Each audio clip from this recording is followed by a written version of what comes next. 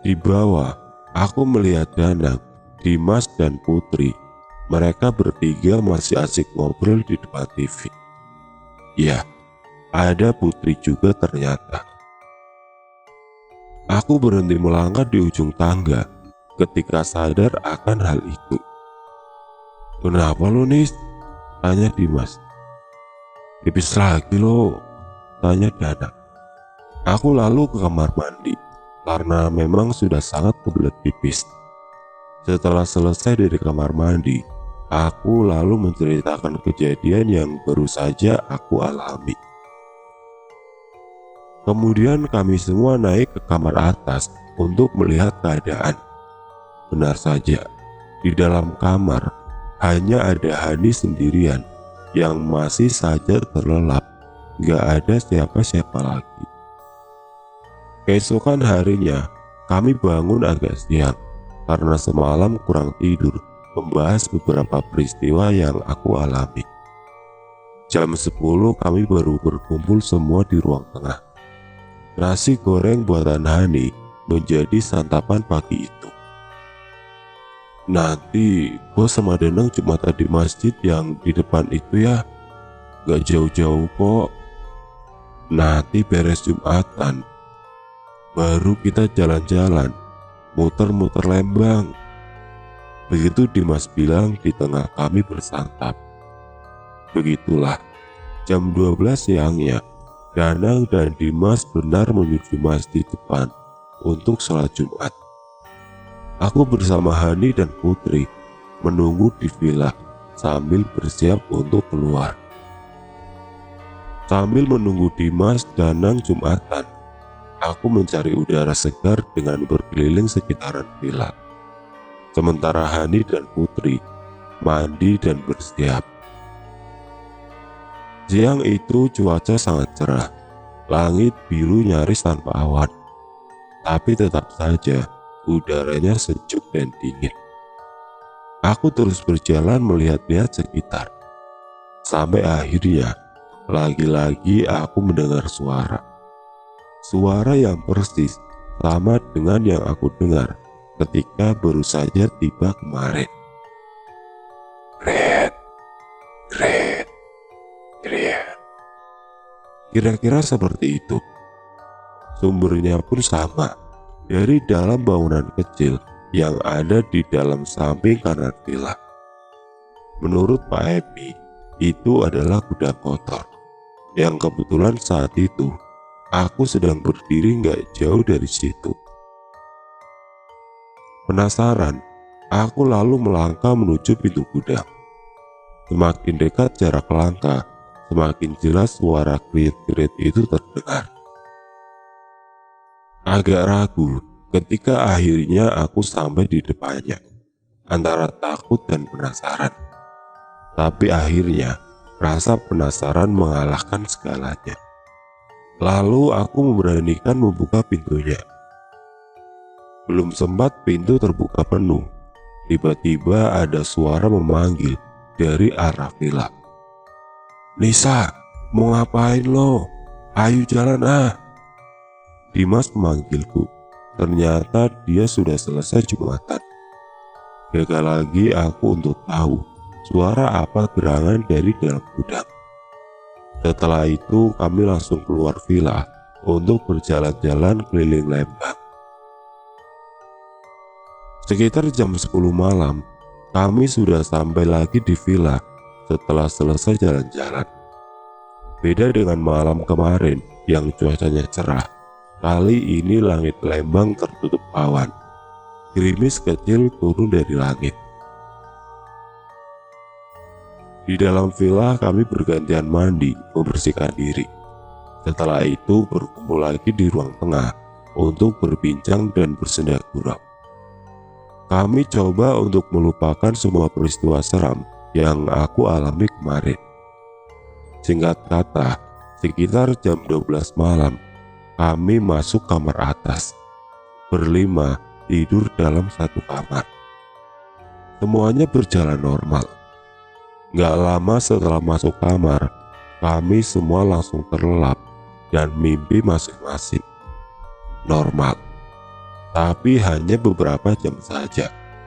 Karena sekitar jam 2 ada kehebohan di dalam kamar.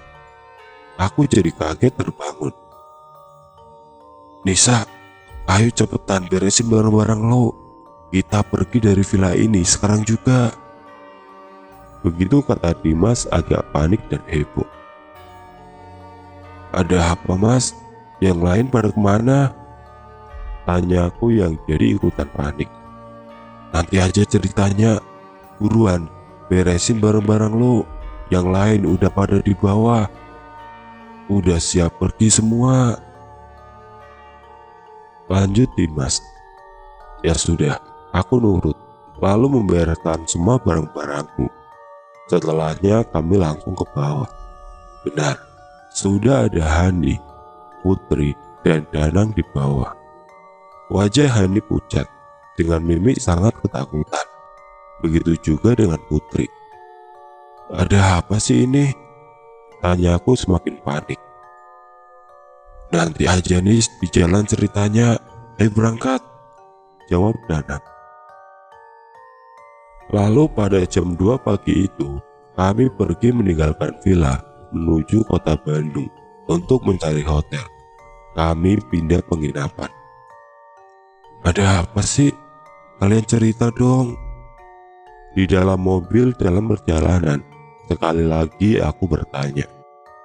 Jadi, ternyata sekitar jam 1, Hani dan Putri mengalami kejadian yang sangat menyeramkan.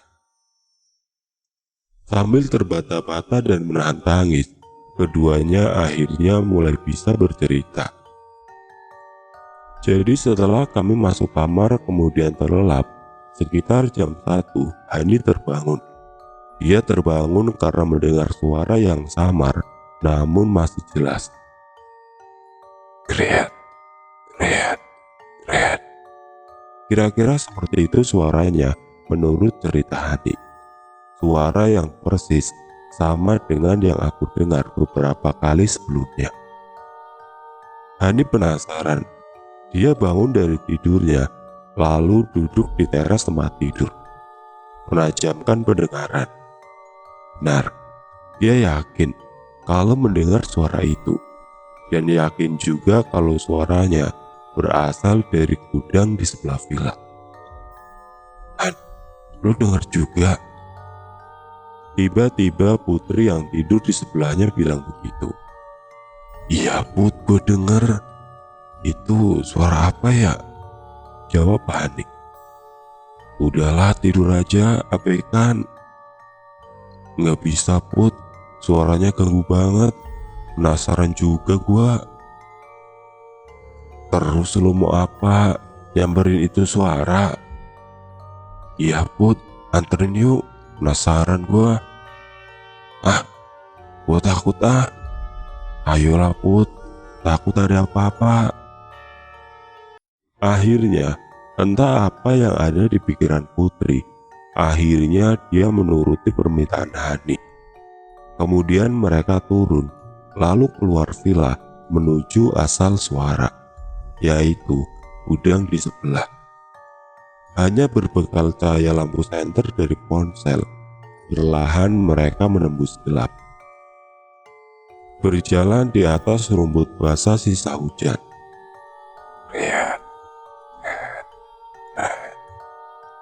Sementara suara itu semakin jelas terdengar, seiring dengan semakin dekatnya jarak gudang. Terus terdengar, sampai akhirnya mereka berdua sampai juga di depan pintu gudang.